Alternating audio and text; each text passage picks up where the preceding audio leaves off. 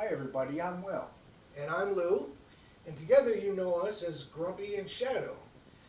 Today we're going to give our predictions for the WWE 2019 Extreme Rules pay-per-view. So let's get to it. Alright, first match on the card that we're assuming it's the first match on the card, seeing how that's how they've been playing it out lately, is putting the 205 Live Cruiserweight division on the pre-game, the pre-show. So that is going to be Drew Gulak, who's the champion, versus Tony Nese. Now, I personally think Tony Nese is going to get it. Drew Gulak, although he's good, he just doesn't seem to be the kind of guy who can hold the spotlight for too long. That's my opinion anyway. So I'm going to say Tony Nese picks up the win and the belt. I might agree with you on this one because you gotta be able to hold the spotlight, like you said, and that sells. All right. So now, in no particular order, because no one knows what order we're going to go. It's going to go in. We have the Aleister Black and Cesaro match. That's kind of a mystery. I know about Cesaro, but I'm not really sure about the other one. I haven't really seen him wrestle, but I'll give this one to Cesaro. Okay. I'm going to say Aleister Black. And the reason I'm saying Aleister Black is because they did so much build-up with him and kept him in that closed-off room for 2 months, waiting for someone to challenge him, that I don't think that they're going to hype him up like that and finally give him an opponent and then have him lose. Cesaro can handle a loss to his record, but right now, Aleister Black needs the push. So I'm going to say Aleister Black on this one. Braun versus Bobby Lashley in a in a last man standing match. I think I will give this to Braun because he's much stronger and he's a fan favorite. They want to keep that going, and I think he sells. Well, I agree with you, except for I have to bring up the fact that 2 weeks ago he was thrown through the stage and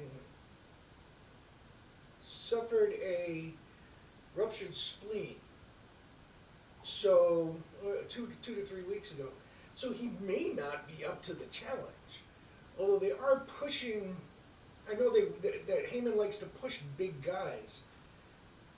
So 6 of one, half dozen the other. I'll say Braun Strowman as well. The next match is the Daniel Bryan and Rowan versus the New Day and Heavy Machinery for the tag team titles. I would like to see, and I'm going to predict Heavy Machinery.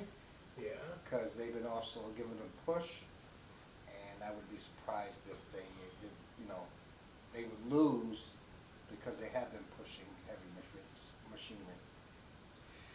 All right, well, I'm thinking Daniel Bryan and Rowan, and here's why. If they lose, what do they have? Daniel already lost his, the mid-card. They lost the mid-card title shots. He lost his main title shots. All he has left is the tag team titles, and if they take that away from him, what does he really have? He's no longer the planet's champion of anything. And that'll just be another story, 2 stories thrown away, because then I'll have nothing to do with Rowan either. So, as much as I hate to say it, I have to say Daniel Bryan and Rowan for this one. Our next one would be the Revival against the Usos for the Raw Tag Team Champions. I would have to say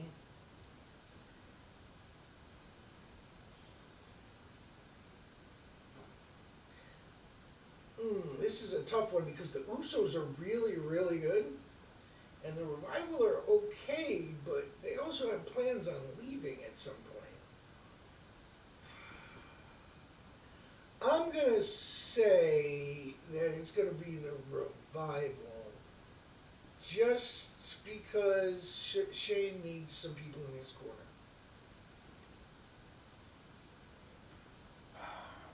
You're right, this is kind of like a toss-up. The Usos really ain't my favorite team to begin with. Mm-hmm. They're usually a little bit smaller, but very quick. But they are good.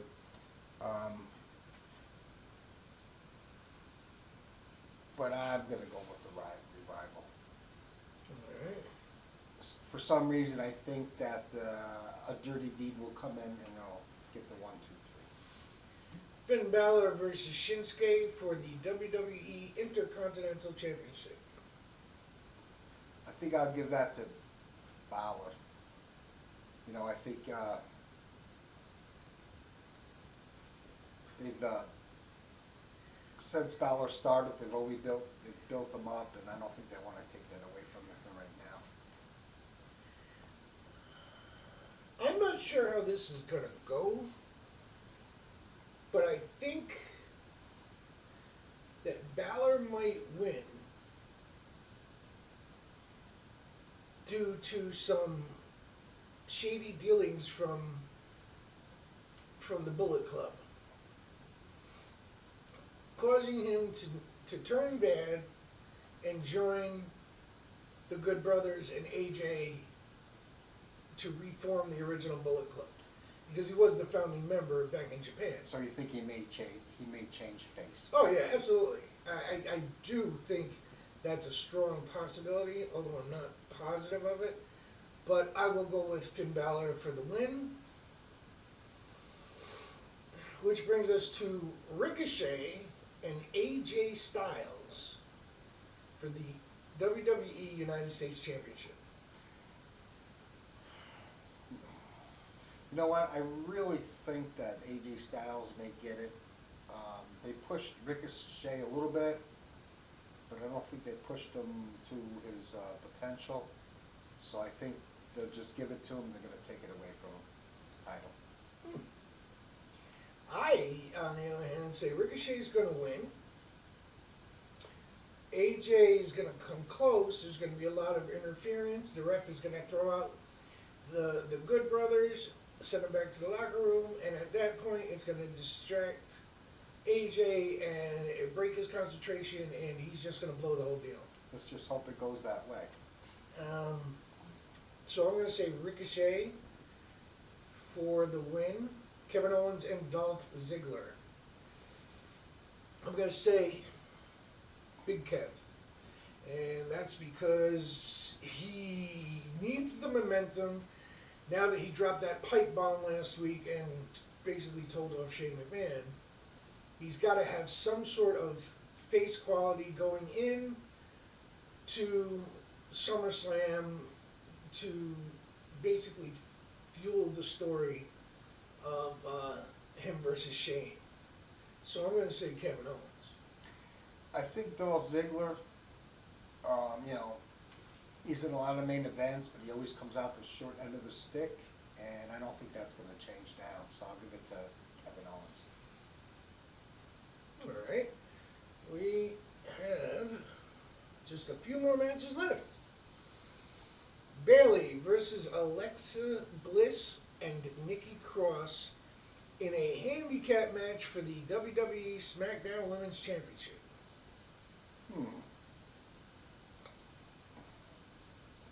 That's...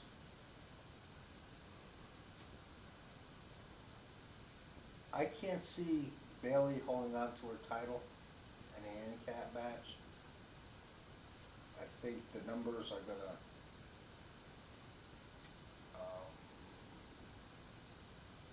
not be in a very good favor for Bayley, so I think Bayley will end up losing her title. Okay. Well, this can play out one of two ways. One of three ways. Bayley can win the title by pinning Nikki Cross, making Alexa Bliss turn on Nikki, forcing them into a story leading into SummerSlam. Nikki can cost Alexa the title by making a bad move or distracting the ref, and Alexa gets pinned and loses her shot. Or Bayley will win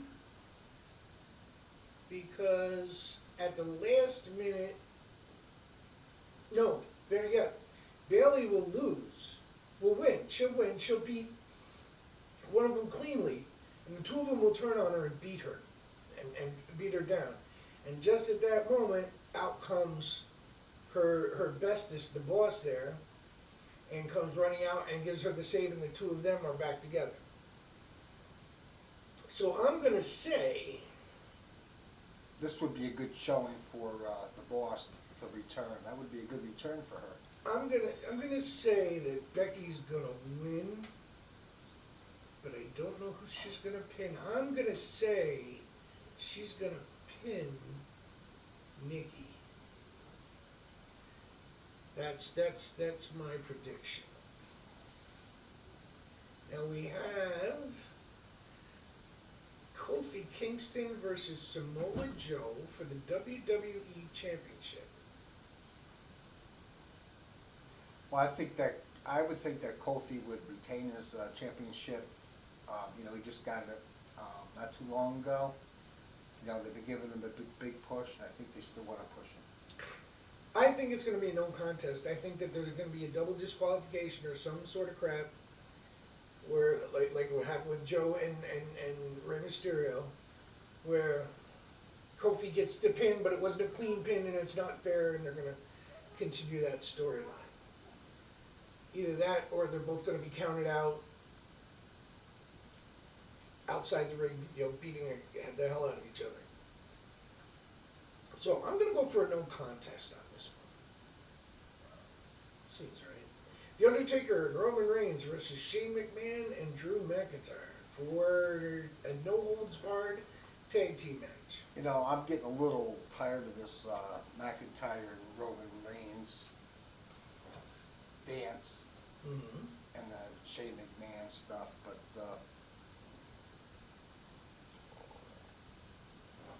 I hope that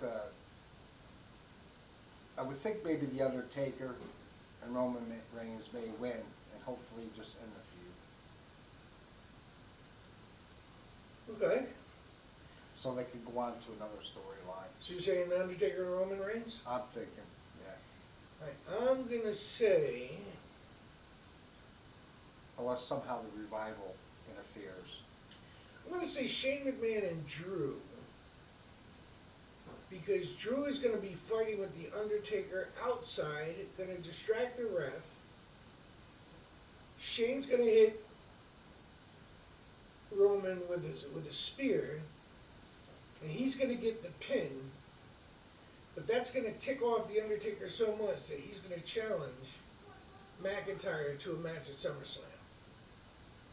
Because if it wasn't for McIntyre doing what he was doing outside the ring, they would have won the match. So I'm going to say Shane and Drew.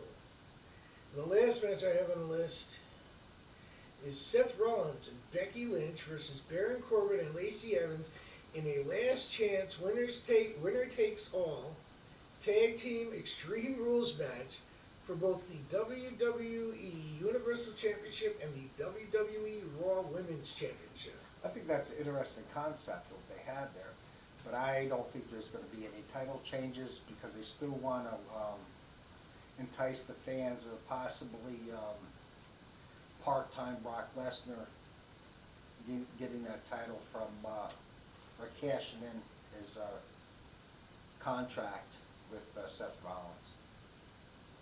So you're going to say Seth and Becky? Yes. I'm looking at this from all angles.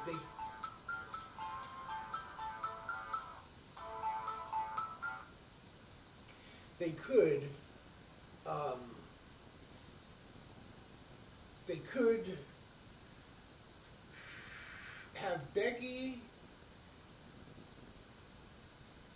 have Seth lose, causing Becky to lose her title, and the two Lovebirds would then have to be feuding.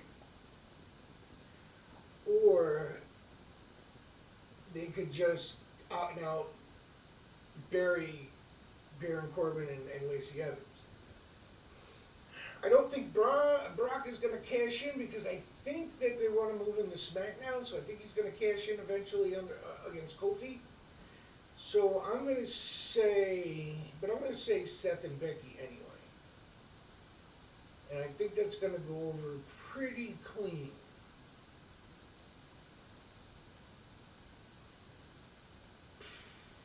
I just hope that it's not one of those elimination matches like they had the last time, where if Becky, well, it can't be an elimination match now because anyone who loses, they automatically lose. But it says it's a no holds bar or Extreme Rules match.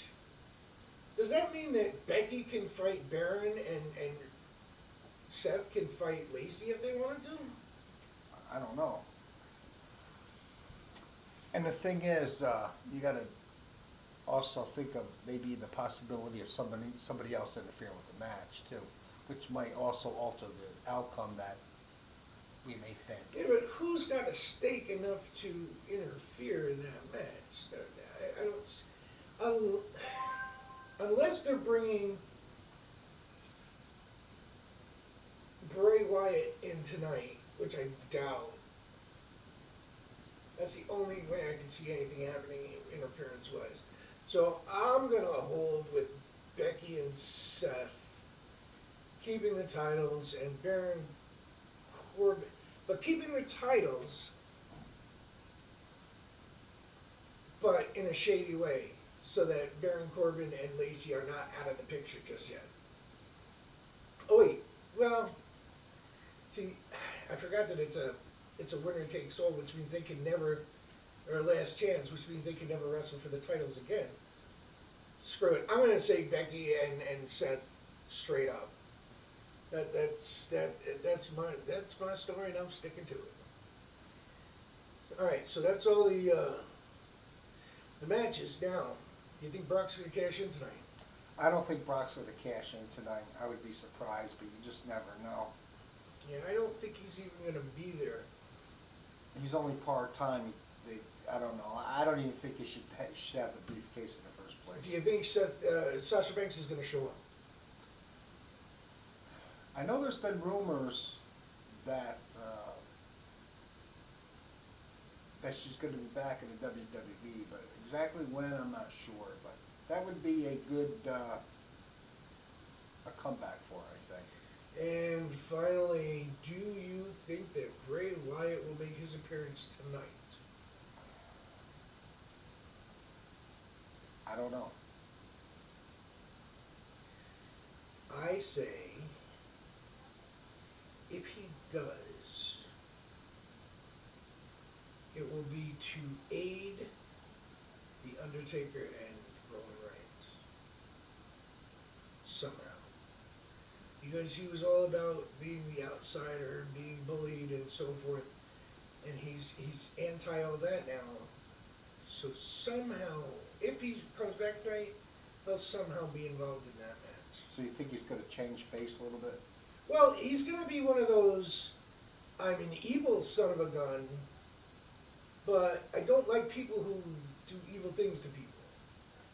He's like Spawn. He punishes those who do the bad things, but he's not He does the bad things to evil people. Right, he does the bad things that nice people wish they could do but can't. And so I think that, which I think is a great gimmick. And I think that if he does show up tonight, it'll be for the Roman Reigns and the Undertaker match. This is not on the card, but do you think the 24/7 title will change tonight? Because that's unpredictable. If it hasn't changed already, because I know that he was going to honeymoon in Orlando, I believe, or Miami, somewhere in Florida, and R-Truth was on his way there. So if it hasn't changed hands already, you know, they haven't really had it change on a pay-per-view. It's always been a television thing. So I'm thinking they'll probably save that for tomorrow night. But that's, yeah, they'll save that for tomorrow night because you don't want to stretch out a pay-per-view too long. They've already got 12 matches, and then you're gonna have run-throughs and all this other stuff. Yeah, and after 4 hours, people just get tired. I think it's best to just keep it the way it is, and work on the 24/7 and other goofy acts like Maria Kanellis pregnant and stuff. Do that during the regular TV shows. Keep that off of paper. People don't want to pay to see that. I don't want to pay it even if I went to Raw. I just don't like the concept of 24/7 anyways. For me, I would rather go just plain hardcore and have sanctioned matches just like any other match. That's my personal opinion. Yeah, but that's like ECW. Well, it's like Extreme. It's like the watered down ECW. And it's very watered down. So, well, those are our predictions. Don't forget to like, subscribe, and leave your comments down in the section below. Now, as always, Thanks for watching.